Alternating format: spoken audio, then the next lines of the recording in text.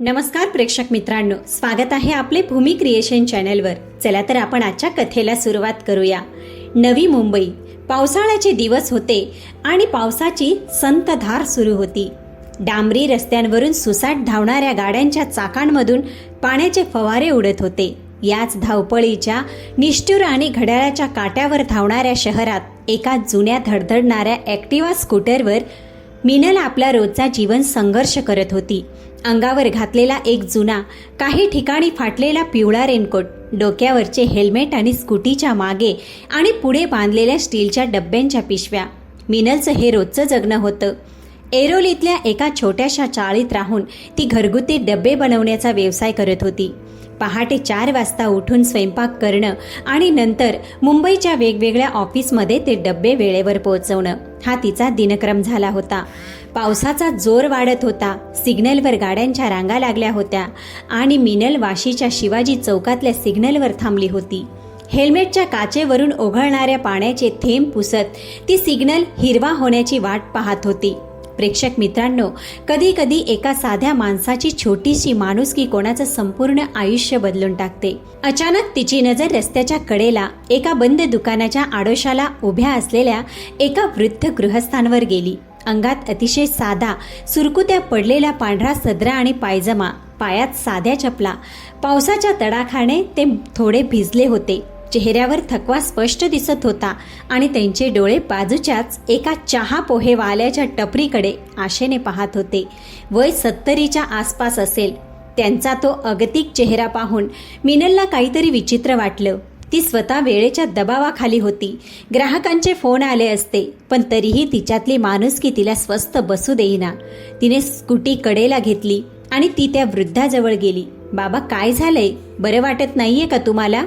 मिनलने अतिशय नम्रपणे विचारलं। त्या व्यक्तीने म्हणजेच आबासाहेबांनी तिच्याकडे पाहिलं। आबासाहेब राजे लॉजिस्टिक्स या अब्जाधीश रुपयांच्या ट्रान्सपोर्ट कंपनीचे संस्थापक, पण आज सकाळी सागर विहार परिसरात फेरफटका मारायला आले असताना ते रस्ता चुकले आणि पाकिट घरी विसरले होते। वयोमानानुसार त्यांना शुगरचा त्रास होता आणि सकाळपासून काहीच न खाल्ल्याने त्यांना आता चक्कर आल्यासारखं होत होतं।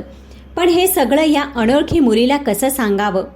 काही नाही पोरी, ते पाकिट विसरलोय घरी आणि थोडी चक्कर आल्यासारखं वाटतंय, आबासाहेब अडखळत म्हणाले। त्यांचा आवाज कापत होता। मिनलने परिस्थितीचं गांभीर्य लगेच ओळखलं। तिने आजूबाजूला पाहिलं आणि त्यांचा हात धरून त्यांना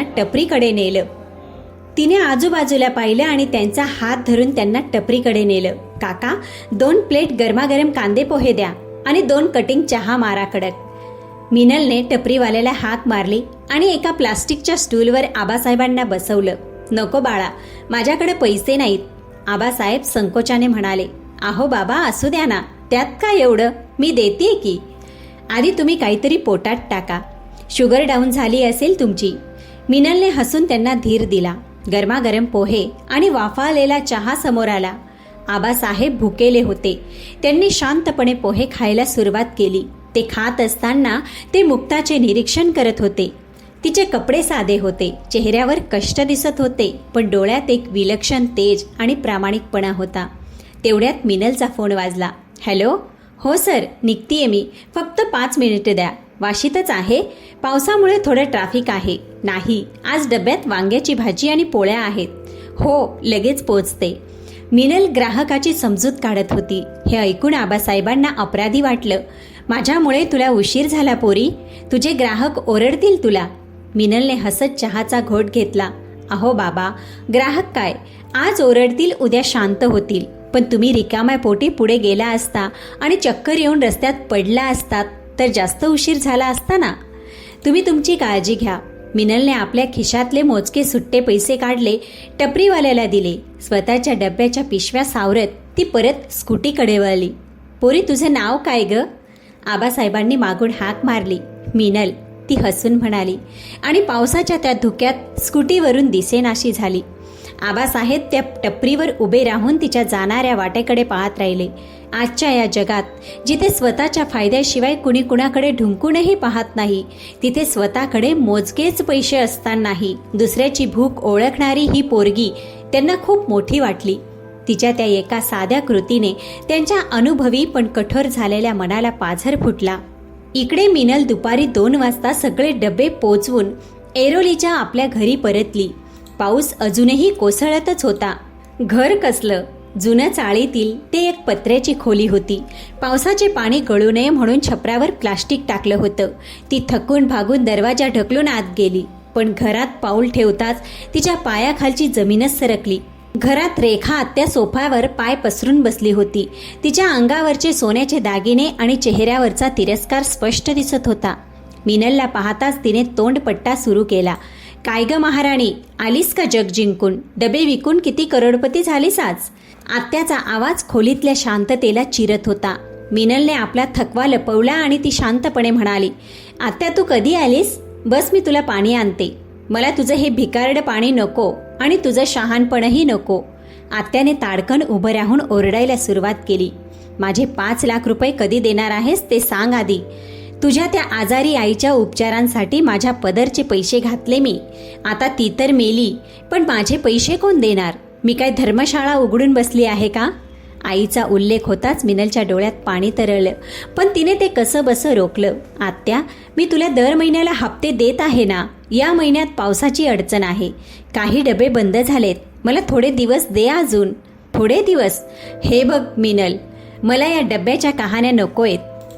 एक तर माझे पूर्ण पैसे दे, नाहीतर तुझ्या आईचे ते जुने दागिने आहेत ना, ते माझ्या स्वाधीन कर. आणि तसंही हे कुबट घर विकलं तर माझे पैसे नक्कीच निघतील. हे घर माझ्या नावावर कर. आत्याने आपला खरा डाव समोर टाकला. हे ऐकताच मिनलच्या डोळ्यांमधला अश्रूंचा पडदा बाजूला झाला आणि तिथे एक ज्वलंत स्वाभिमान पेटून उठला. ती आत्याच्या समोर जाऊन ठामपणे उभी राहिली. आत्या, आईचे दागिने आणि हे घर यावर माझा जीव आहे. ही माझी एकमेव आठवण आहे. मी तुझे पैसे व्याजासकट फेडीन. मी रात्रंदिवस कष्ट करतीये, कुणाच्या दरोडे घालत नाहीये. तुला तुझे पैसे मिळतील, पण माझ्या घराकडे आणि आईच्या दागिन्यांकडे वाकड्या नजरेने बघायचा प्रयत्न करू नकोस. मिनलचा आवाज शांत होता, पण त्यातली धार रेखा आत्याला कापायला लावणारी होती. आत्या संतापाने लाल झाली. तुझा हा माज मी बघून घेईन. पुढच्या महिन्याच्या 1 तारखेला जर मला पूर्ण रक्कम नाही मिळाली ना, तर याच घराच्या बाहेर फेकून देईन तुला, लक्षात ठेव. आत्या पाय आपटत घराबाहेर निघून गेली. दरवाजा जोरात आदळला गेला आणि मिनल तिथेच जमिनीवर कोसळली. समोर भिंतीवर लावलेल्या आईच्या फोटोकडे पाहत ती हमसून हमसून रडू लागली. अंगावर ओले कपडे, दिवसभराचा थकवा आणि आता हे डोक्यावरचं नवं संकट. मिनल अक्षरशः खचून गेली. दुसरीकडे वाशीच्या पाम बीच रोडवर असलेल्या राजे लॉजिस्टिक्सच्या आलिशान मुख्यालयात सर्वात वरच्या मजल्यावरच्या कॅबिनमध्ये आबासाहेब आपल्या चेअरवर बसले होते. आता त्यांच्या अंगावर एक महागडा सूट होता आणि समोर नवी मुंबईचा अथांग पसारा दिसत होता. पण त्यांच्या डोळ्यासमोर फक्त एकच चेहरा, मिनलचा. त्यांनी आपल्या सेक्रेटरीला बोलावले. पवार, मला वाशी ऐरोली परिसरातील मिनल नावाच्या डबेवालीची संपूर्ण माहिती हवी आहे. आज संध्याकाळच्या आत तिचं घर, तिचा व्यवसाय, तिची परिस्थिती, सगळं काही माझ्या टेबलावर फाईल असली पाहिजे. सेक्रेटरीने मान डोलावली आणि तो बाहेर गेला. आबासाहेबांनी खिडकी बाहेर कोसळणाऱ्या पावसाकडे पाहिले. त्यांच्या मनात विचार चालू होता. माझ्या या करोडोंच्या साम्राज्यात पैशांसाठी जवळ येणारे अनेक स्वार्थी लोक मी पाहिले आहेत, पण आज स्वतःच्या खिशात काही नसताना दुसऱ्याला घास भरवणारी ती पोरगी, तिच्या डोळ्यातली ती अगतिकता आणि तरीही न हरणारा तो स्वाभिमान मला अस्वस्थ करतोय. तिला नक्कीच कसली तरी मोठी अडचण आहे. अशा सोन्यासारख्या पोरीला या स्वार्थी जगात मी एकटं सोडू शकत नाही. काहीही झालं तरी मी मिनलला मदत करणारच. पावसाच्या धुक्यातही ते राजेविला आपला दिमाग दाखवत होता. आपल्या एका भव्य आणि आलिशान स्टडी रूममध्ये विनय लॅपटॉपवर काहीतरी काम करत होता. अंगात पांढरा शर्ट, हाताच्या बाया दुमडलेल्या आणि चेहऱ्यावर एक करारी व्यावसायिक भाव. वयाच्या अवघ्या 28व्या वर्षी राजे लॉजिस्टिक्सला शिखरावर नेऊन ठेवणारा विनय अत्यंत प्रॅक्टिकल आणि हिशोबी होता. जगातील कोणतीही गोष्ट पैशाने विकत घेता येते आणि प्रत्येक माणसाची एक किंमत असते यावर त्याचा ठाम विश्वास होता. तेवढ्यात आबासाहेब तिथे आले. त्यांनी विनयला सकाळी घडलेला मिनलचा सगळा प्रसंग सांगितला. तिच्या साधेपणाचे आणि माणुसकीचे गोडवे गाताना आबासाहेबांचे डोळे पाणावले होते, पण विनयच्या चेहऱ्यावर मात्र एक तुच्छतेची रेख उमटली. आजोबा प्लीज, हे 21वे शतक आहे. इथे कुणीही कुणाला फुकट काही खायला घालत नाही. विनयने लॅपटॉप बंद करत अत्यंत कोरडेपणाने उत्तर दिलं. त्या मुलीने नक्कीच तुमचं ते रोलेक्सचं घड्याळ किंवा महागडे बूट पाहिले असतील. आजकालच्या या चाळीत राहणाऱ्या मुलींना श्रीमंत माणसांना जाळ्यात ओढायची खूप चांगली कला अवगत असते. तिने फक्त एक नाटक केलं आणि तुम्ही त्यात फसलात. विनय, काय बोलतोयस तू? आबासाहेब दुखावले. पैशांच्या चष्म्यातून बघितलं तर तुला जगात फक्त गिराईकच दिसतील रे, माणसं नाही. ती पोरगी सोन्यासारखी आहे आणि मला असं वाटतं की या मोठ्या घरात मला एक सून म्हणून तिच्यासारखीच मुलगी हवीये, जी घर सांभाळेल, इस्टेट नाही. अशक्य. मी अशा एका रस्त्यावरच्या डबेवालीशी कधीच लग्न करणार नाही. विनय ठामपणे म्हणाला. ठीक आहे, मग बघूया माझा निर्णय खरा ठरतो की तुझा संशय. आबासाहेब एक गूढ हास्य करत तिथून निघून गेले. दुसऱ्या दिवशी सकाळची वेळ. वाशीतील एका सामान्य रुग्णालयाच्या कॉरिडॉरमध्ये फिनाईलचा उग्र दर्प येत होता. मिनल डब्याची डिलिव्हरी करत असतानाच तिला एका अनोळखी नंबरवरून फोन आला होता की काल तुम्हाला भेटलेले बाबा हॉस्पिटलमध्ये आहेत, त्यांना अटॅक आलाय. हे ऐकताच मिनलने सगळी कामे बाजूला टाकली आणि ती धावतच हॉस्पिटलला पोहोचली. तिच्या अंगावर कालचाच तो जुना रेनकोट होता, केस विस्कटलेले आणि श्वास फुललेला. ती वॉर्डच्या बाहेर आली. तिथेच विनय उभा होता, अत्यंत रुबाबदार, मात्र डोळ्यात कमालीचा अहंकार. एक्सक्यूज मी, आत कालचे ते बाबा आहेत ना, त्यांना काय झालंय? मी जाऊ का आत? मिनलने घाबरलेल्या स्वरात विचारलं. विनयने तिला वरपासून खालपर्यंत निहारलं. तिच्या त्या साध्या आणि भिजलेल्या अवताराकडे पाहून त्याच्या ओठांवर एक तिरकस हास्य उमटलं. ओ, तर तुम्हीच का मिनल? आजोबांनी कालपासून तुमचा खूप जप लावलाय. सांगा किती पैशांची अपेक्षा आहे या नाटकासाठी? किती लाखांचं बिल फाडणार आहात तुम्ही आमच्या नावावर? विनयने थेट अपमान करायला सुरुवात केली. मिनलच्या डोळ्यात क्षणभर गोंधळ दिसला, पण लगेचच तिची जागा एका प्रखर स्वाभिमानाने घेतली. काय बडबडताय तुम्ही? माणुसकी आणि साधेपणा या शब्दांची ओळख नाहीये का तुम्हाला? मी इथे कोणाकडून पैसे मागायला आले नाहीये. एका म्हाताऱ्या माणसाला त्रास होतोय म्हणून मी माझं काम सोडून धावत आलीये. बाजूला व्हा, मला त्यांना बघायचंय. मिनलचा तो करारी आवाज आणि डोळ्यातली आग पाहून विनय क्षणभर अवाक झाला. तो बाजूला झाला आणि मिनल तडक वॉर्डमध्ये गेली. आत आबासाहेब ऑक्सिजन मास्क लावून खोटेच डोळे मिटून पडले होते. मिनलने जवळ जाऊन त्यांच्या हाताला स्पर्श केला. बाबा, मी आले मिनल, काळजी करू नका, सगळं ठीक होईल. आबासाहेबांनी हळूच डोळे उघडले. त्यांनी विनयला आत बोलावले. मिनल, माझ्या आयुष्याची काहीच खात्री नाहीये आता. आबासाहेब अत्यंत केविलवाण्या आवाजात नाटक करत म्हणाले. माझ्या या नातवाचा स्वभाव खूप रागीट आहे. त्याला पैशांची खूप मगरुरी आहे. मला त्याला एका खऱ्या आणि साध्या माणसाच्या हातात सोपवून मरायचं आहे. माझी शेवटची इच्छा पूर्ण करशील पोरी? करशील माझ्या विनयशी लग्न? मिनलला मोठा धक्का बसला. बाबा, हे काय बोलताय तुम्ही? मी एक सामान्य मुलगी आहे. माझ्या डोक्यावर आधीच खूप मोठं कर्ज आहे. माझ्या आत्याला मला 5 लाख द्यायचेत. ती माझं घर आणि आईचे दागिने हिरावून घेईन. मी कसं? तुझ्या आत्याचे 5 लाख मी आत्ताच्या आत्ता देतो, पण माझ्यासाठी तू माझ्या विनयला स्वीकार. आबासाहेब हात जोडत म्हणाले. विनयला वाटले की आता ही मुलगी 5 लाखांची ऑफर ऐकून लगेच तयार होईल आणि तिचा खोटेपणा आजोबांसमोर उघड होईल. विनयने मुद्दाम आपली खेळी खेळली. हे बघा मिस मिनल, विनय अतिशय थंड आवाजात म्हणाला. माझे आजोबा भावनिक झालेत, पण मी तुम्हाला सत्य सांगतो. मी या राजे कुटुंबाचा कुणी मालक वगैरे नाहीये. मी फक्त त्यांच्याकडे मॅनेजर आणि ड्रायव्हरची कामं पाहणारा माणूस आहे. माझ्याकडे स्वतःचं असं काहीच नाही. मी फक्त पगारावर काम करणारा माणूस आहे. जर तुम्हाला वाटत असेल की या लग्नातून तुम्हाला खूप मोठी संपत्ती मिळेल तर तसं काही होणार नाही. मिनलने विनयकडे एक भेदक कटाक्ष टाकला. तिला या माणसाची श्रीमंती हवीच नव्हती, पण डोळ्यांसमोर आत्याचा तो रौद्र अवतार, आईचे ते दागिने आणि घर जाण्याची भीती तिला सतावत होती. आणि समोर एक म्हातारा माणूस आपल्या आयुष्याची भीक मागत होता. मिनलने काही क्षण डोळे मिटले. मी तयार आहे, मिनल शांत पण खंबीर आवाजात म्हणाली. विनयच्या भुवया आश्चर्याने उंचावल्या.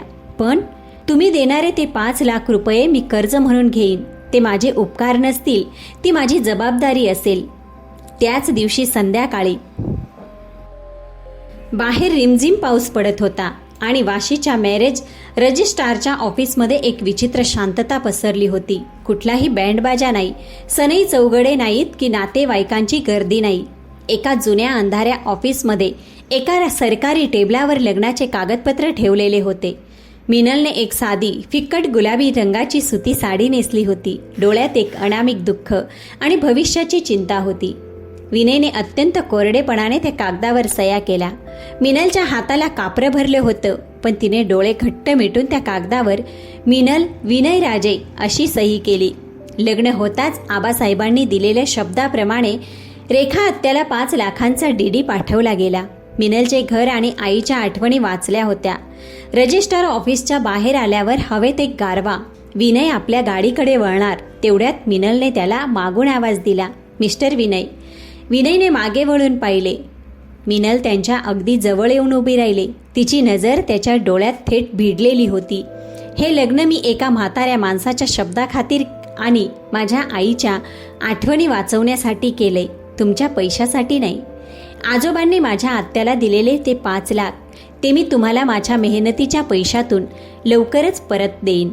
माझ्यावर आणि माझ्या स्वाभिमानावर मी तुमचे कोणतेही उपकार राहू देणार नाही, लक्षात ठेवा. एवढं बोलून मिनल तिथून निघून गेली. विनय तिथे सुन्न होऊन उभा राहिला. त्याला वाटलं होतं की पैशांसाठी लाळ घोटणारी एखादी मुलगी त्याला भेटेल, पण इथे तर एक धगधगता निखारा त्याच्या हातात ठेवला गेला होता. त्याच्या पैशाच्या आणि अधिकारांच्या अहंकाराला पहिल्यांदाच कुणीतरी थेट आव्हान दिलं होतं. अविश्वासाच्या एका मोठ्या भिंतीसह या अनोख्या नात्याची आणि एका नव्या संसाराची आता सुरुवात झाली होती. विनय राजेंसाठी तो दिवस म्हणजे एखाद्या भयानक स्वप्नासारखा होता. त्या छोट्याच्या पत्र्याच्या चाळीत राहायला येणं, 10,000 स्क्वेअर फुटांच्या वातानुकूलित बंगल्यातून थेट एरोलीतल्या 150 स्क्वेअर फुटांच्या पत्र्याच्या चाळीत राहायला येणं, हा त्याच्यासाठी एक मोठा सांस्कृतिक धक्का होता. आजोबांपुढे त्याने मॅनेजर असल्याचं नाटक तर उभं केलं होतं, पण आता ते निभावायची वेळ पण आली होती. पहिल्याच रात्री विनयची झोप उडाली. घरात पलंग नव्हता. जमिनीवर अंथरलेल्या एका साध्या सतरंजीवर आणि पातळ गादीवर त्याला झोपावे लागले. मध्यरात्री कधीतरी छपरावर पडणाऱ्या पावसाचा आवाज आणि शेजारच्या घरातून येणारा कुत्र्यांचा भुंकण्याचा आवाज त्याला अस्वस्थ करत होता. त्याने कुशीवर वळून पाहिलं. थोड्या अंतरावर मिनल एका जुन्या चादरीची घडी करून शांत झोपली होती. तिच्या चेहऱ्यावर दिवसभराच्या कष्टाचा थकवा होता, पण कोणतीही तक्रार नाही. विनयला नवल वाटलं, ही मुलगी अशा परिस्थितीत कशी काय एवढी शांत राहू शकते, असा विचार करत तो कधीतरी डोळा लावून झोपी गेला. पहाटे 4 वाजता खिडकीतून येणाऱ्या थंड वाऱ्यासोबत मसाल्यांचा आणि फोडणीचा खमंग वास विनयच्या नाकात शिरला. त्याने डोळे चोळत पाहिले. मिनल गॅस शेगडी समोर उभी होती. तिची रोजची डब्यांची धावपळ सुरू झाली होती. एकीकडे कुकरची शिट्टी वाजत होती तर दुसरीकडे पोळ्या लाटणं सुरू होतं. विनय हळूच उठून बसला. त्याची पाठ जमिनीवर झोपल्यामुळे आखडली होती. तो मान मुरडत उठला. मिनलने त्याच्याकडे पाहिलं आणि तिच्या चेहऱ्यावर एक हलकं हसू उमटलं. काय मिस्टर मॅनेजर, मोडली का पाठ जमिनीवर झोपून? तिने चिमटा काढत मिश्किलपणे विचारलं. विनयने एक रागीत कटाक्ष टाकला. काय हे घर आहे की कबूतरखाना? आणि हा फॅन असा आवाज करतोय जसं एखादं जुनं हेलिकॉप्टर डोक्यावर फिरतंय. मला अजिबात सवय नाहीये या सगळ्यांची. मिनल हसली. तिने एक तांब्याभर पाणी त्यांच्या समोर ठेवलं. सवय करून घ्या. तुम्ही काय राजे महाराजे नाही, पगारदार माणसं आपण. आपलं अंथरूण पाहूनच पाय पसरायला हवेत. ती तुमची ॲक्रेलिक बाथटबची सवय असेल ना, तर ती इथे विसरा. बाथरूम तिकडे बाहेर आहे. ही बादली आणि मगा घेऊन जा, म्हणजे मी तुम्हाला नाश्ता देते. विनय वैतागून उठला, पण त्यावेळी त्याला मिनलच्या कामाचा वेग पाहून आश्चर्य वाटलं. तासाभरात तिने अनेक डबे तयार केले होते. विनय अंघोळ करून आला तेव्हा मिनलने त्याच्यासाठी एका ताटात गरमागरम पोहे आणि चहा ठेवला. सोबत एक चकचकीत स्टीलचा डबाही एका पिशवीत पॅक करून ठेवला होता. विनयने नाश्ता केला. चव अप्रतिम होती. खात असताना त्याचे लक्ष मिनलकडे गेले. तिने स्वतःसाठी एका छोट्याशा बशीत अगदी थोडेसे पोहे घेतले होते. तू एवढंच खाणार आहेस? विनयने न राहून विचारलं. हो, मला सकाळी जास्त भूक नसते. तुम्ही खाऊन घ्या. ती नजर चुकवत म्हणाली. पण त्याच क्षणी विनयला तिच्या पोटातून येणारा भुकेचा आवाज ऐकू आला. त्याला लगेच समजलं की तिने स्वतःच्या वाटणीचे पोहे त्याला वाढले होते, कारण रेशन कमी आलं होतं आणि त्याला पोटभर जेवण मिळावं ही तिची इच्छा होती. विनयच्या काळजात कुठेतरी एक छोटीशी सुई टोचल्यासारखं झालं. पैशांसाठी लालचावलेली कोणतीही व्यक्ती असा त्याग करणार नाही हे त्याच्या प्रॅक्टिकल मेंदूला समजू लागलं होतं. माझं पोट भरलंय, हे उरलेले पोहे तू संपव, विनयने स्वतःचं ताट तिच्याकडे सरकवत म्हटलं. मिनलने त्याच्याकडे आश्चर्यानं पाहिलं. दोघांनी एकमेकांकडे पाहिलं. न बोलताच खूप काही संवाद घडून गेला. सकाळचे 10 वाजले होते. मिनल आरशासमोर उभी राहून स्वतःला आवरत होती. आज तिला एका मोठ्या कॉर्पोरेट कंपनीत नोकरीसाठी इंटरव्ह्यू द्यायला जायचं होतं. डब्याच्या व्यवसायातून आत्याचे कर्ज लवकर फेडणे शक्य नव्हते, त्यामुळे तिने एका लॉजिस्टिक कंपनीत ऑपरेशन्स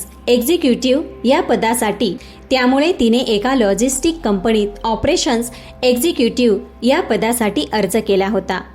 तिने एक अत्यंत साधी पण नीटनेटकी फिक्कट निळ्या रंगाची सुती साडी नेसली होती. केस व्यवस्थित बांधले होते. आरशात पाहताना तिचे लक्ष गळ्याकडे गेले. तिथे काल विनयने बांधलेले काळ्या मण्याचे आणि 2 सोन्याच्या वाट्यांचे मंगळसूत्र चमकत होते. तिने त्या मंगळसूत्राला हळूच स्पर्श केला. हे लग्न एका तडजोडीतून झाले असले तरी तिच्या हिंदू आणि पारंपरिक मनासाठी ते सौभाग्याचं लेणं अत्यंत पवित्र होतं. तिने कुंकवाच्या डबीतून एक चिमूटभर लाल भडक कुंकू काढलं आणि कपाळावर अगदी मध्यभागी लावलं. त्या ठसठशीत कुंकवाने आणि गळ्यातल्या मंगळसूत्राने तिच्या साध्या चेहऱ्यावर एक विलक्षण तेज आणि नववधूचं सोज्वळ सौंदर्य आणलं होतं. विनय दरवाजात उभा राहून हे सगळं पाहत होता. मिनलचं ते रूप पाहून तो क्षणभर मंत्रमुग्ध झाला. त्याच्या उच्चभ्रू वर्तुळातील मॉडर्न मुलींपेक्षा ही साधी सुधी कुंकू लावणारी मुलगी त्याला कितीतरी पटीने सुंदर आणि खरी वाटत होती. निघते मी, इंटरव्ह्यू आहे आज, मिनलने आपली जुनी पर्स खांद्याला अडकवत म्हटलं. आणि हो, तुमचा डबा पण ठेवलाय, बाहेरच उघड्यावरचं खाऊ नका, तब्येत बिघडेल. विनयने काही न बोलता फक्त मान डोलावली. मिनल वाशीतील एका भव्य काचेच्या इमारतीसमोर उभी होती. इमारतीच्या प्रवेशद्वारात मोठ्या अक्षरात लिहिलं होतं, राजे लॉजिस्टिक्स. मिनलला हे माहीत नव्हतं की हा विनयचाच व्यवसाय आहे. ती फक्त एका नोकरीच्या आशेने तिथे आली होती. तिने आत प्रवेश केला. तिचा इंटरव्ह्यू कंपनीच्या HR मॅनेजरने घेतला. मिनलकडे डबे पोचवण्याच्या व्यवसायातून आलेला सप्लाय चेन आणि लॉजिस्टिक्सचा प्रत्यक्ष अनुभव होता. वेळेचे नियोजन कसे करावे, अडचणी कशा सोडवाव्यात याचे तिने दिलेले प्रॅक्टिकल उत्तर ऐकून HR मॅनेजर खूप प्रभावित झाले. तुमचं शिक्षण जरी कमी असलं तरी तुमचा ग्राउंड लेवलचा अनुभव खूप छान आहे मिसेस मिनल. ग्रॅज्युएशनल कॉंग्रॅच्युलेशन्स, आम्ही तुम्हाला सिलेक्ट करत आहोत, HR मॅनेजरने हसत सांगितलं. मिनलच्या डोळ्यात आनंद अश्रू तरळले. तिने मनोमन गणपती बाप्पाचे आभार मानले. संध्याकाळी मिनल घरी आली तेव्हा विनय तिथे एका जुन्या खुर्चीवर बसून लॅपटॉपवर काहीतरी फाईल वाचत होता. मिनल अतिशय उत्साहात आत आली. अहो, ऐकलत का? तिच्या तोंडातून पहिल्यांदाच नवऱ्यासाठीचा हा अस्सल महाराष्ट्रीयन आणि जिव्हाळ्याचा शब्द बाहेर पडला. विनयने दचकून वर पाहिलं. काय झालं? एवढी खुश का आहेस? मला नोकरी मिळाली, आणि ती पण कुठे माहितीये? राजे लॉजिस्टिक्समध्ये. खूप मोठी कंपनी आहे ती. आता मी लवकरच आत्याचे पैसे फेडीन आणि आपण या ओझ्यातून मोकळे होऊ, मिनल आनंदाने सांगत होती. विनयने आपला धक्का लपवत चेहऱ्यावर एक खोटं आश्चर्य आणलं. अरे वा, राजे लॉजिस्टिक्स, ग्रेट. पण एक सांगू? मिनल हसत हसत विनयजवळ आली आणि डोळे मिचकवत मिश्किलपणे म्हणाली, तुम्ही पण त्या राजे कुटुंबाचे मॅनेजर आहात ना? मग बघा, तुमची बायको तुमच्याच मालकाच्या कंपनीत लागलीये कामाला. आता मी तुमच्यावर लक्ष ठेवून असेल. मिनलचा तो खट्टाळपणा आणि नवखेपणा पाहून विनयला मनातून हसू आलं. तो थोडा पुढे झुकला आणि तिच्या डोळ्यात पाहत म्हणाला, मॅडम, तिथे मी स्वतःचा बॉस, माझ्या बॉसचा खूप जवळचा माणूस आहे. मला तिथे कोणी काही बोलू शकत नाही. पण तू मात्र जपून राहा. तिथे कॉर्पोरेटमध्ये खूप खडूस लोक असतात. मिनलने हसून नाक उडवलं. मला कुणाची भीती वाटत नाही. मी माझं काम प्रामाणिकपणे करणार. त्या छोट्याशा पत्र्याच्या घरात त्या रात्री एक वेगळीच ऊब होती. मिनलच्या कपाळावरचं ते कुंकू, तिचा तो प्रामाणिक आनंद आणि डब्यातून दिसणारी तिची माया पाहून विनयला पहिल्यांदाच जाणवलं की या मुलीने पैशासाठी नाही तर खऱ्या अर्थाने या नात्याला स्वीकारलं आहे. अविश्वासाचा बर्फ हळूहळू वितळत होता आणि तिथे एका नव्या हळव्या प्रेमाची चाहूल लागत होती. राजे लॉजिस्टिक्सच्या वातानुकूलित आणि अत्यंत शिस्तबद्ध कॉर्पोरेट जगात मिनल आता छान रुळली होती. डबे पोहोचवण्याच्या व्यवसायामुळे तिला नवी मुंबईतल्या रस्त्यांची, ट्रॅफिकच्या वेळांची आणि लॉजिस्टिक्सच्या मूळ संकल्पनेची ग्राउंड लेवलची पक्की माहिती होती. ऑफिसमध्ये तिचं साधं पण सोज्वळ राहणीमान, कपाळावरचं कुंकू आणि कामातील प्रामाणिकपणा सर्वांचंच लक्ष वेधून घेत होतं. त्या दिवशी सकाळी ऑफिसमध्ये नेहमीपेक्षा जास्तच धावपळ आणि तणाव होता. कारण कंपनीच्या बोर्ड ऑफ डिरेक्टर्सपैकी एक आणि विनयची एक्स फियान्शे ईशा लंडनहून नुकतीच परतली होती. ती म्हणजे अतिव श्रीमंत, गर्विष्ठ आणि दिखाऊपणाचा चालता बोलता पुतळा. अंगात डिझायनर कपडे, पायात उंच हिल्स, हातात महागडी पर्स आणि नाकावर प्रचंड राग असा तिचा थाट होता. विनयने तिच्याशी लग्न मोडलं असलं तरी कंपनीत तिचे शेअर्स असल्याने तिचा तिथे चांगलाच वावर होता आणि तिला विनयला पुन्हा आपल्या जाळ्यात ओढायचं होतं. ईशा ऑफिसमध्ये शिरली आणि सरळ ऑपरेशन डिपार्टमेंटमध्ये आली. तिथे मिनल आपल्या डेस्कवर एक अत्यंत महत्त्वाचे नवी मुंबई ट्रान्सपोर्टेशन आणि रूट ऑप्टिमायझेशन नावाचे प्रेझेंटेशन बनवण्यात मग्न होती. ईशाने मिनलकडे अत्यंत तुच्छतेने पाहिलं. तिच्या मते साडी नेसणारी आणि मंगळसूत्र घालणारी बाई फक्त सामान्य क्लर्कच असू शकते. एक्सक्यूज मी, गेट मी अ ब्लॅक कॉफी विदाऊट शुगर, ईशाने हुकूम सोडला. मिनलने वर पाहिलं. अत्यंत शांत आणि संयमित स्वरात ती म्हणाली, मॅडम, मी ऑपरेशन्स एक्झिक्युटिव्ह आहे. कॉफीसाठी तुम्हाला प्यूनला सांगावं लागेल. ईशाचा पारा चढला. एका साध्या कामगाराने आपल्याला नकार द्यावा हे तिच्या पचनी पडले नाही. तिची नजर मिनलच्या लॅपटॉपवर गेली. मिनलने बनवलेले प्रेझेंटेशन खूपच अचूक आणि भन्नाट होते. दुपारी एका मोठ्या क्लायंट्ससोबत मीटिंग होती आणि ईशाकडे दाखवण्यासारखे काही नव्हते. दिस प्रेझेंटेशन हे माझं आहे. हे कंपनीच्या बोर्डसाठी आहे. मी हे मीटिंगमध्ये प्रेझेंट करणार. तू फक्त याच्या प्रिंट्स काढ आणि तिथे कोपऱ्यात उभी राहा. ईशाने अत्यंत अरेरावीने पेनड्राईव्हमध्ये ती फाईल कॉपी केली आणि मिनलला गप्प केले. मिनलला वाईट वाटले, पण नोकरी नवीन असल्याने आणि ईशा मोठी अधिकारी असल्याने ती गप्प राहिली. तिने संयम पाळला. दुपारी 2 वाजता बोर्डरूममध्ये मोठी मीटिंग सुरू झाली. टेबलाच्या मुख्य खुर्चीवर विनय राजे एक अत्यंत कडक आणि रुबाबदार CEO म्हणून बसला होता. मिनल एका बाजूला फाईल्स घेऊन उभी होती. ईशाने मोठ्या आत्मविश्वासाने प्रेझेंटेशन सुरू केले. पण ईशाला हे माहीत नव्हते की आदल्या रात्री एरोलीच्या त्या छोट्याशा घरात जमिनीवर बसून मिनल जेव्हा हे प्रेझेंटेशन बनवत होती तेव्हा विनयने ते पाहिले होते. मिनलने रात्रीच डबेवाल्यांच्या लॉजिकचा वापर करून ट्रॅफिक कसा वाचवायचा हे विनयला अत्यंत उत्साहाने समजावून सांगितलं होतं. ईशा स्लाइड्स वाचून दाखवत होती. विनयने तिला मध्येच थांबवले. मिस ईशा, विनयचा आवाज संपूर्ण बोर्डरूममध्ये घुमला. तुम्ही जी ही वाशी टोल नाका ते एरोली सेक्टर 5ची रूट प्लॅनिंग सांगितली आहे ती थिअरिकली ठीक आहे, पण संध्याकाळी 6 वाजता तिथे जो ट्रॅफिक असतो त्यात हा प्लॅन कसा काम करेल? ग्राउंड लेवलचा तुमचा अनुभव काय सांगतो? ईशा गडबडली. तिला त्यातले काही माहीत नव्हते. इट्स जस्ट अ डेटा, आपण ते मॅनेज करू. ती अडखळत इंग्रजीत उत्तरे देऊ लागली. विनयच्या चेहऱ्यावर एक कठोर हास्य उमटले.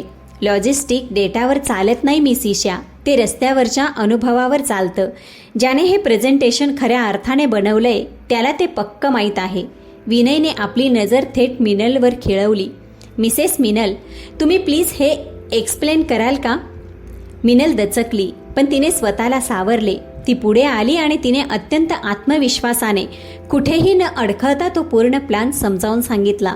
क्लायंट आणि इतर बोर्ड मेंबर्सनी टाळ्या वाजवल्या. विनयने ईशाकडे अत्यंत तीक्ष्ण नजरेने पाहिलं. मिस ईशा, दुसऱ्यांच्या कष्टावर स्वतःचे नाव लावणे ही राजे लॉजिस्टिक्सची संस्कृती नाही. यापुढे मिसेस मिनल हे प्रोजेक्ट लीड करतील. ईशाचा चेहरा रागाने आणि अपमानाने लालबुंद झाला. ती फणफणत तिथून निघून गेली. विनयने मात्र मिनलकडे पाहून एक सूक्ष्म कौतुकाची दाद दिली.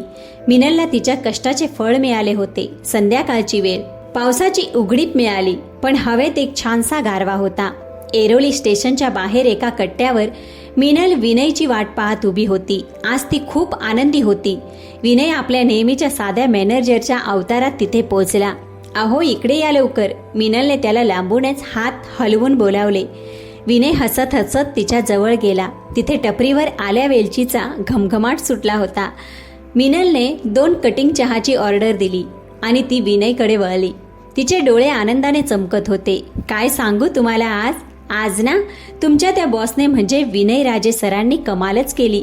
मिनल उत्साहाने एका दमात सांगत होती. विनयने शांतपणे चहाचा ग्लास हातात घेतला आणि खोटं नवल दाखवत विचारलं, अरे वा, असं काय केलं माझ्या बॉसने?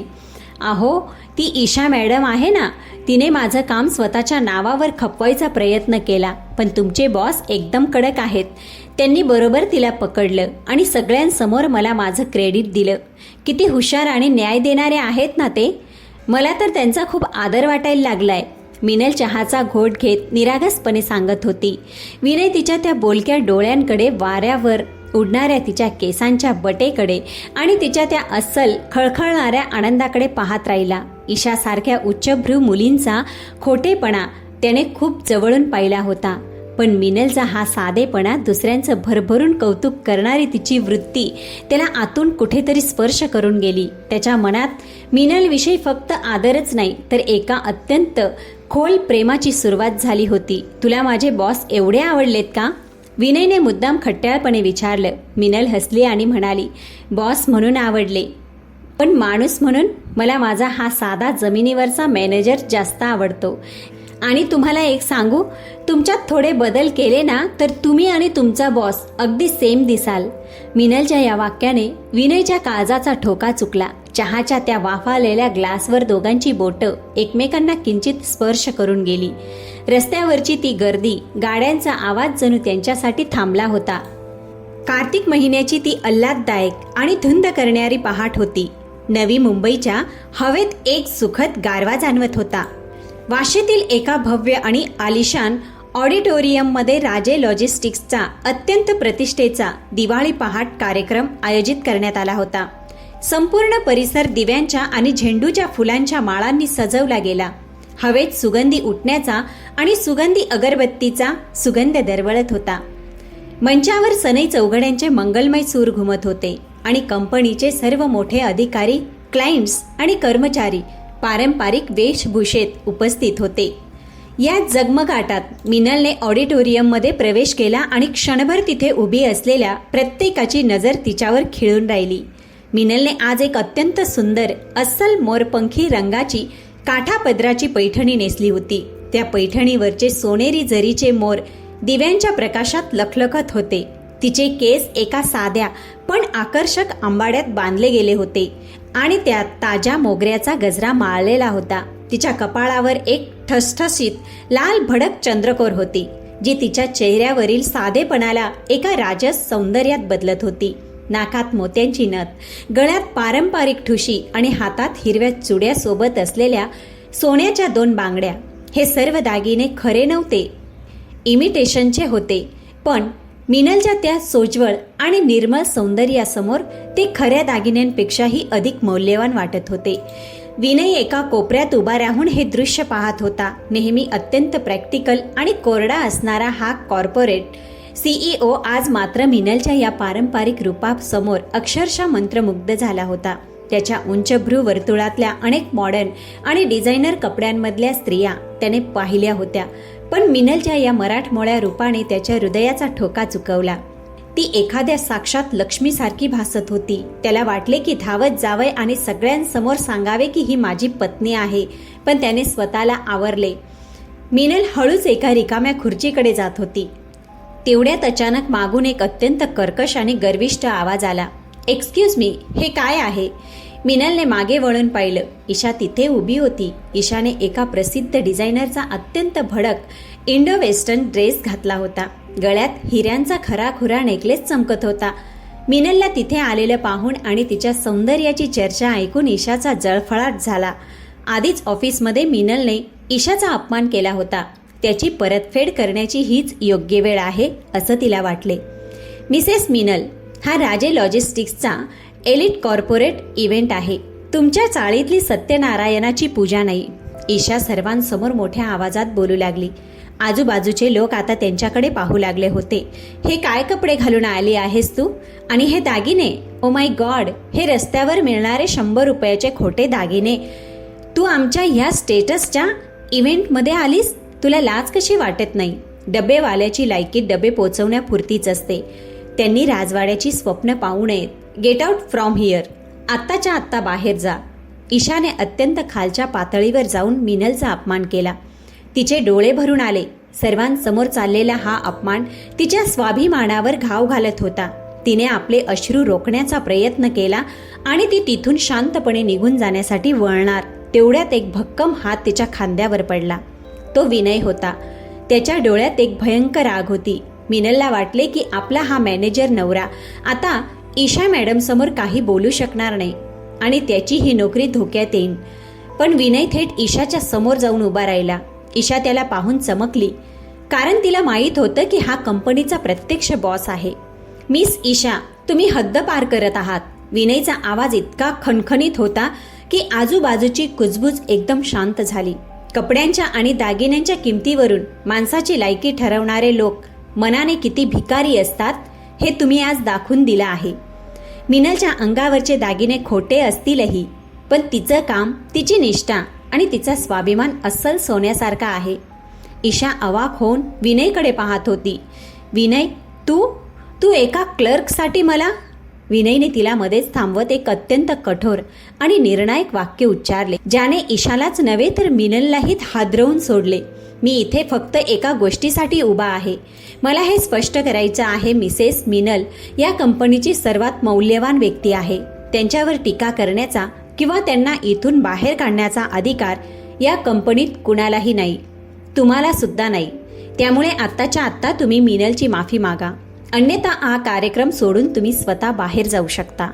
मिनलसाठी हा खूप मोठा धक्का होता. एका सामान्य मॅनेजरने कंपनीच्या बोर्ड मेंबरला एवढ्या ठामपणे सुनावले होते, तेही फक्त तिच्यासाठी. ईशाला हे सहन झाले नाही. विनयचा तो रौद्र अवतार पाहून ती रागाने फणफणत आली. पाय आपटत तिथून निघून गेली. विनयने अत्यंत हळूवार मिनलकडे पाहिलं. तू रडू नकोस, तू आज खरोखरच खूप सुंदर दिसतीयस. तो कुजबुजला. मिनलच्या काळजात एक अनामिक गोडवा पसरला.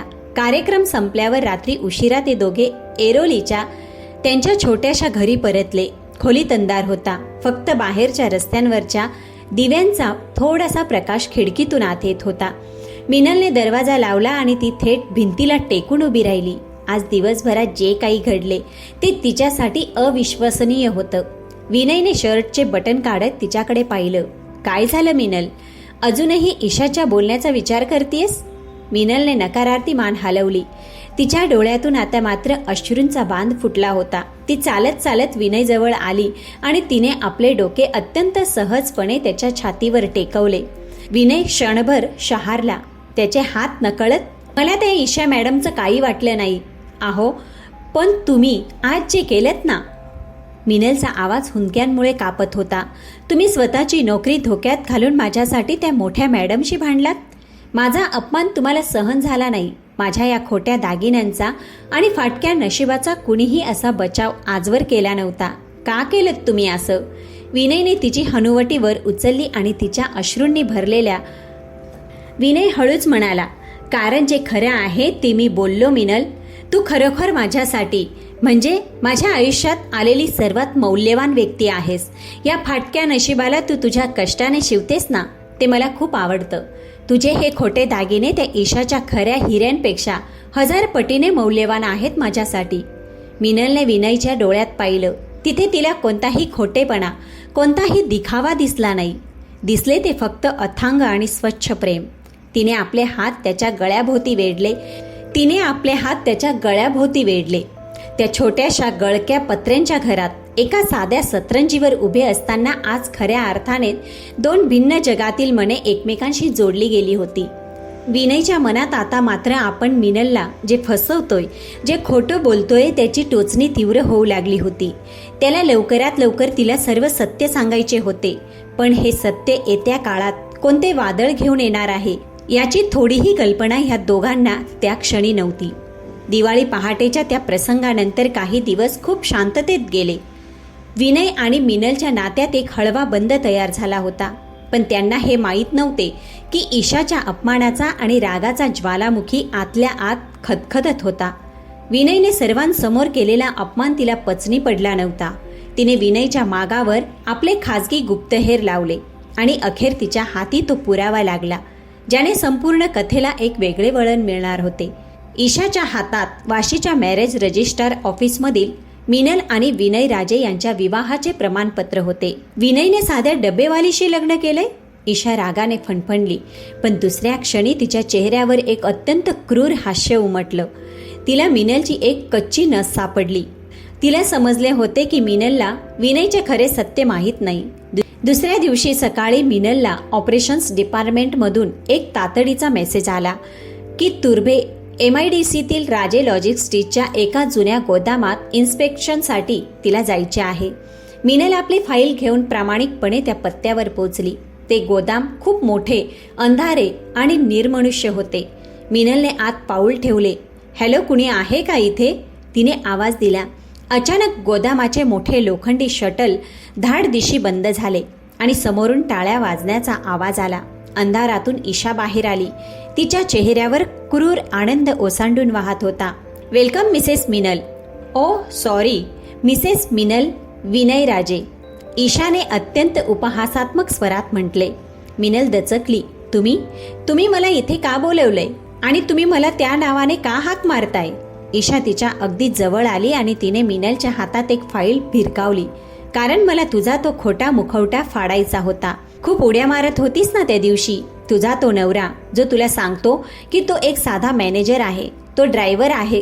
तो ड्रायव्हर नाही वेडी, तो या हजारो कोटींच्या राजे लॉजिस्टिक्सचा मालक स्वतः विनय राजे आहे आणि त्याने तुला फक्त आणि फक्त फसवले आहे. ईशाचे ते शब्द मिनलच्या कानांवर एखाद्या तपत्या शिशासारखे ओतले गेले. तिचे हात थरथरू लागले. तिने ती फाईल उघडली. त्यात विनयचे अनेक कॉर्पोरेट मॅगझिन्सवरील कव्हर फोटोज होते. द यंगेस्ट बिलेनियर विनय राजे असे मथळे होते. एका फोटोत विनय आबासाहेबांसोबत कंपनीच्या उद्घाटनाला उभा होता. मिनलच्या पायाखालची जमीनच सरकली. श्वास अक्षरशः कोंडला गेला.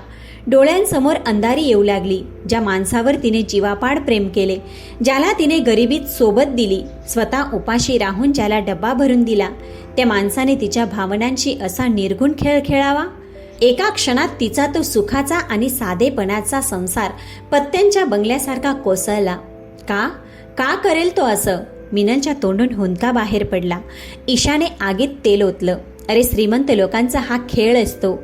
तुला एक खेळ समजून त्याने तुझा वापर केला. आता काही दिवसांनी तो तुला फेकून देईन. मिनल तिथेच त्या सिमेंटच्या फरशीवर कोसळली. गरिबीचा, परिस्थितीचा मार तिने अनेकदा सहन केला होता, पण हा विश्वासघात तिच्या काळजात खंजीर म्हणून खुपसून गेला होता. तिच्या डोळ्यातून अश्रूंचा बांध फुटला. तेवढ्यात गोदामाचा दरवाजा उघडला गेला आणि विनय तिथे धावत आला.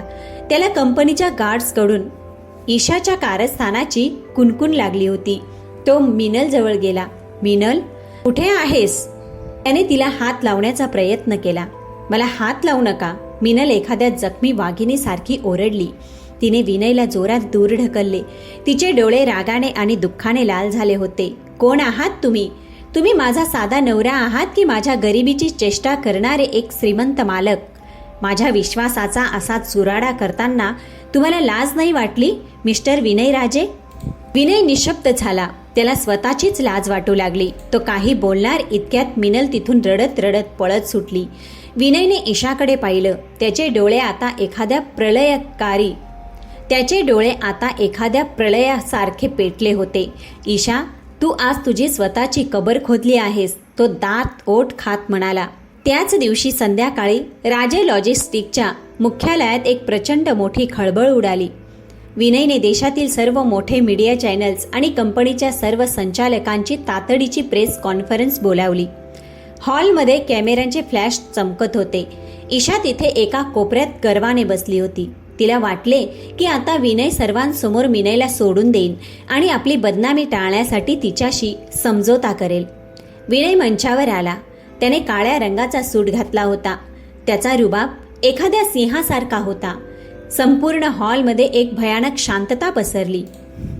मिनललाही विनयच्या सिक्युरिटीने अत्यंत आदराने तिथे आणून एका कोपऱ्यात बसवले. तिची अवस्था अजूनही सुन्न होती. विनयने माईक हातात घेतला. त्याचा खणखणीत आवाज हॉलमध्ये घुमला. लेडीज अँड जेंटलमेन, आज मी तुम्हाला सर्वांना माझ्या एका अत्यंत खाजगी पण तितक्याच महत्त्वाच्या निर्णयाची माहिती देण्यासाठी बोलावले आहे. गेल्या काही दिवसांपासून काही स्वार्थी लोकांनी माझ्या आणि माझ्या कुटुंबाच्या नावाला काळिमा फासण्याचा प्रयत्न केला आहे. विनयची नजर थेट ईशावर जाऊन खेळली. माझ्या कंपनीच्या एक बोर्ड मेंबरने, मिस ईशाने, अत्यंत नीच पातळीवर जाऊन माझ्या खाजगी आयुष्यात विष कालवण्याचा आणि एका निष्पाप मुलीला मानसिक त्रास देण्याचा गुन्हा केला आहे.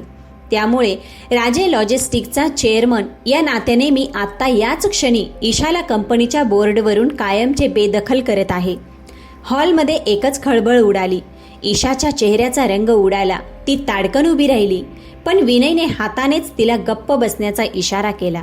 माझे बोलणे अजून संपलेले नाही. विनयचा आवाज आणखी धारदार झाला. कॅमेरे आता त्याच्यावर फोकस झाले होते. ज्या साध्या मुलीच्या राहणीमानावर आणि तिच्या डब्बेवाली असण्यावर या श्रीमंत वर्गातल्या लोकांनी हसण्याचे धाडस केले, त्या मुलीचे सत्य मी आज या जगासमोर अभिमानाने मांडत आहे. ती मुलगी कुणी सामान्य क्लर्क नाहीये. विनयने आपला मोर्चा मिनलकडे वळवला. तो मंचावरून खाली उतरला आणि चालत तो थेट मिनल समोर जाऊन उभा राहिला. त्याने अत्यंत आदराने तिचा हात आपल्या हातात घेतला आणि तिला मंचावर आणले. ही मिनल विजय राजे आहे, माझी एकमेव आणि कायदेशीर पत्नी, राजे लॉजिस्टिकच्या या संपूर्ण साम्राज्याची अधिकृत मालकीन. विनयचे हे शब्द ऐकून मीडियामध्ये जणू बॉम्ब फुटला. फ्लॅश लाईट्स वेगाने चमकू लागले. मिनल अवाक होऊन त्याच्याकडे पाहत होती. विनयने मिनलच्या डोळ्यात पाहत माईकवर आपली शेवटची आणि सर्वात मोठी घोषणा केली. आणि ज्या पैशांचा, ज्या श्रीमंतीचा माज दाखवून माझ्या पत्नीचा छळ केला गेला, तिचा अपमान केला गेला, राजे लॉजिस्टिकमधील माझे शेअर्स, पाम बीच रोडचा बंगला आणि माझ्या नावावर असलेलं सर्व काही, हे माझं सर्वस्व माझी कायदेशीर पत्नी मिनल राजे हिच्या नावावर करण्याची कायदेशीर प्रक्रिया मी आज याच क्षणी सुरू करत आहे. पूर्ण हॉलमध्ये स्मशान शांतता पसरली. ईशा धक्क्याने खुर्चीवरच कोसळली. विनयने संपूर्ण जगासमोर आपला अहंकार, आपली श्रीमंती आणि आपली ओळख मिनलच्या पायांवर अर्पण केली. मिनलच्या डोळ्यातून घळाघळा अश्रू वाहू लागले. राग, हतबलता, विश्वासभंग आणि आता विनयने सर्वांसमोर दिलेली ही प्रेमाची आणि आदराची एवढी मोठी पावती, या सर्व भावनांच्या वादळात मिनल पूर्णपणे हरवून गेली होती. प्रेस कॉन्फरन्सच्या त्या ऐतिहासिक घोषणेनंतर हॉलमध्ये एकच गोंधळ उडाला. पत्रकारांचे कॅमेरे आणि माईक्स विनयच्या दिशेने सरसावले होते. त्याच वेळी कंपनीच्या सिक्युरिटीने आणि पोलिसांच्या एका पथकाने तिथे प्रवेश केला. गोदामातील CCTV फुटेज, सिक्युरिटीची माहिती आणि मिनलला फसवून तिथे बोलवण्याच्या पुराव्यावरून पोलिसांनी ईशाला ताब्यात घेतले. ईशाचा तो गर्विष्ठपणा आणि श्रीमंतीचा तोरा एका क्षणात धुळीला मिळाला. ती ओरडत होती, पण तिला खेचत बाहेर नेण्यात आलं. या सगळ्या गदारोळात विनयची नजर मात्र फक्त मिनलला शोधत होती. ती मंचावरून खाली उतरून एका शांत रिकाम्या VIP रूममध्ये जाऊन उभी होती. विनय पत्रकारांना बाजूला सारून थेट त्या रूममध्ये पोहोचला. त्याने हळूच दरवाजा लावून घेतला. रूममध्ये भयान शांतता होती. मिनल खिडकी बाहेर शून्यात पाहत उभी होती. तिची पाठ विनयकडे होती. विनयने अत्यंत कातर आवाजात हाक मारली. त्याच्या आवाजाने मिनल दचकली, पण तिने मागे वळून पाहिले नाही. माझं नाव घेऊ नका. तुमच्या तोंडून आता ते नावही मला खोटं वाटतंय. विनय तिच्याजवळ गेला. मिनल, प्लीज माझं म्हणणं एकदा ऐकून घे. मिनलने झटकन मागे वळून पाहिलं. तिचे डोळे अश्रूंनी सुजले होते, पण त्यात आता एक प्रखर संताप होता. काय ऐकू मी तुमचं? आणखी कोणता नवा खोटेपणा ऐकवणार आहात तुम्ही मला? मिस्टर विनय राजे, अहो मी तर माझ्या वाटीचे पोहे तुम्हाला भरवत होते आणि तुम्ही तुमच्या हजारो कोटींच्या साम्राज्याच्या सिंहासनावर बसून माझ्या गरिबीची चेष्टा पाहत होतात. मी रात्रंदिवस डबे बनवून आत्याचे कर्ज फेडण्याची स्वप्न पाहत होते आणि तुम्ही स्वतःच्याच कंपनीत मला नोकरी देऊन माझ्या कष्टाची मजा बघत होतात.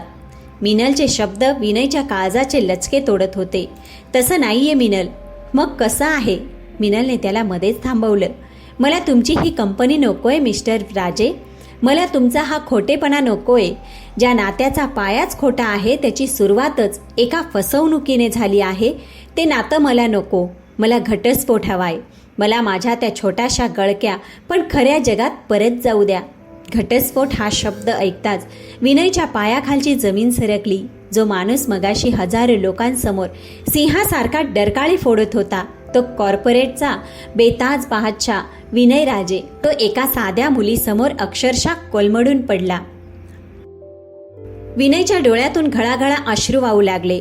तो मिनलच्या समोर गुडघ्यावर बसला. हो, मी चुकलो मिनल, माझी चूक मी मान्य करतो. विनय हुंदके देत म्हणाला. ज्या जगात मी वाढलो तिथे प्रत्येक नात्याची एक किंमत असते. मला वाटलं होतं की तूही आजोबांना पैशांसाठीच जाळ्यात ओढलंय. मला तुझी परीक्षा घ्यायची होती. पण जेव्हा मी तुझ्या त्या छोट्याशा घरात राहिलो, तुझी ती निस्वार्थ माया पाहिली, स्वतः उपाशी राहून तू मला भरवलंस, तेव्हा माझा तो खोटा अहंकार गळून पडला. मिनल, मी खरोखर तुझ्या प्रेमात पडलो होतो. मला तुला सगळं सत्य सांगायचं होतं, पण मी घाबरलो. मला भीती वाटली की हे सत्य समजल्यावर तू मला सोडून जाशील. मी राजे लॉजिस्टिक्सचा मालक असण्यापेक्षा तुझा नवरा असणं जास्त एन्जॉय करत होतो. प्लीज मला सोडून जाऊ नकोस. तुझ्याशिवाय या करोडोंच्या संपत्तीला कवडीचीही किंमत नाहीये माझ्यासाठी. विनयच्या त्या अश्रूंमध्ये एक निखळ पश्चाताप होता. मिनल त्याला पहिल्यांदाच असा रडताना पाहत होती. तिचे मन थोडे विरघळले, पण विश्वासघाताची जखम अजूनही ओली होती. तेवढ्यात रूमचा दरवाजा उघडला आणि आबासाहेब आत आले. त्यांच्या चेहऱ्यावर एक वडीलधारी शांतता आणि समजूतदारपणा होता. ते चालत मिनलजवळ आले आणि त्यांनी तिच्या डोक्यावर अत्यंत मायेने हात ठेवला. पोरी, या सगळे खोटेपणाची सुरुवात माझ्यापासून झाली. मीच त्याला ते ड्रायव्हरचं नाटक करायला लावलं. आबासाहेब शांत आवाजात म्हणाले. विनय चुकला हे नक्की, पण तो का चुकला हे त्याच्या या अश्रूतून तुला दिसत असेलच. बाळा, आपला हिंदू धर्म आणि आपली विवाह संस्था ही कोणत्याही कॉन्ट्रॅक्टवर किंवा कागदावर चालत नाही. ती चालते ती विश्वासावर आणि क्षमेवर. विवाह 2 जीवांचा 7 जन्माचा करार असतो. संसारात चुका होतात, गैरसमज होतात, पण म्हणून आपण घर मोडून टाकतो का? नाही ना, आपण ते पुन्हा नव्याने सावरतो. विनयने तुझ्याकडून सत्य लपवलं, पण त्याने सर्वांसमोर तुझा केलेला सन्मान, ईशाला दिलेली चपराक, हे सगळं त्याच्या खऱ्या प्रेमाची साक्ष नाहीये का? क्षमा ही सगळ्यात मोठी संपत्ती असते. पोरी, आज तुझ्या या म्हाताऱ्या बापाला क्षमा कर आणि माझ्या नातवालाही माफ कर. आबासाहेबांचे ते प्रगल्भ आणि अनुभवी शब्द ऐकून मिनलच्या मनातील रागाचा बांध पूर्णपणे फुटला. तिने खाली गुडघ्यावर बसलेल्या विनयकडे पाहिलं. त्याचे डोळे लाल झाले होते आणि तो तिच्या उत्तराची आशेने वाट पाहत होता. मिनलने हळूच आपले हात पुढे केले आणि विनयच्या चेहऱ्यावरील अश्रू पुसले. तिच्या मनात अजूनही विश्वासघाताची वेदना होती, पण त्यावेळी त्याच्या पश्चात्तापाला खरेपणा तिला जाणवत होता. संसार तोडणं सोपं होतं, पण प्रेम आणि विश्वास पुन्हा उभं करणं हीच खरी परीक्षा आहे, हे तिला त्या क्षणी उमगलं. माफ करते मी तुम्हाला, मिनल हुंदका आवरत म्हणाली, पण या अटीवर की यापुढे माझ्यापासून तुम्ही काहीही लपवणार नाही आणि ही कंपनी, ही संपत्ती, ही तुम्हीच सांभाळा. मी फक्त तुमची पत्नी आणि या घराची सून म्हणून राहीन. विनयने लगेच उठून तिला घट्ट मिठी मारली. त्या दोघांच्याही डोळ्यातून आता आनंदाचे अश्रू वाहत होते. आबासाहेबांनी अत्यंत समाधानाने त्या दोघांच्या डोक्यावर हात ठेवून आशीर्वाद दिला. काही तासानंतर संध्याकाळची वेळ होती. पाम बीच रोडवरील विनय राजेंचा तो भव्य राजवाड्यासारखा बंगला आज दिव्यांच्या रोषणाईने उजळून निघाला होता. बंगल्याच्या मुख्य प्रवेशद्वारावर फुलांचे आणि आंब्याच्या पानांचे सुंदर तोरण बांधले होते. दारात संस्कार भारतीची एक अत्यंत सुबक आणि मोठी रांगोळी काढली गेली होती. मिनल एका सुंदर नववधूसारखी हिरवीगार नऊवारी साडी नेसून आणि पारंपरिक दागिने घालून दारात उभी होती. तिच्या शेजारी विनय उभा होता. आबासाहेबांच्या बहिणीने एका चांदीच्या ताटात निरंजन लावून त्या दोघांना ओवाळले. उंबरठ्यावर धान्याने भरलेले एक चांदीचे माप ठेवलेले होते. मिनल, आता उजव्या पायाने हे माप ओलांडून आते आणि या घराची खरी लक्ष्मी म्हणून गृहप्रवेश कर, आबासाहेब अत्यंत अभिमानाने म्हणाले. मिनलने गणपती बाप्पाचे नाव घेतले आणि हळूच आपल्या उजव्या पायाने ते तांदळाचे माप ओलांडले. तांदूळ उंबरठ्याच्या आत सांडले गेले. तिने कुंकवाच्या पाण्यात पाय भिजवले. घरात पांढऱ्या फरशीवर आपली लाल भडक आणि शुभ्र पाऊलखुणा उमटवत घरात प्रवेश केला. मागे सनईचे अत्यंत मंगलमय सूर वाजत होते. विनयने तिचा हा हात आपल्या हातात घट्ट पकडला.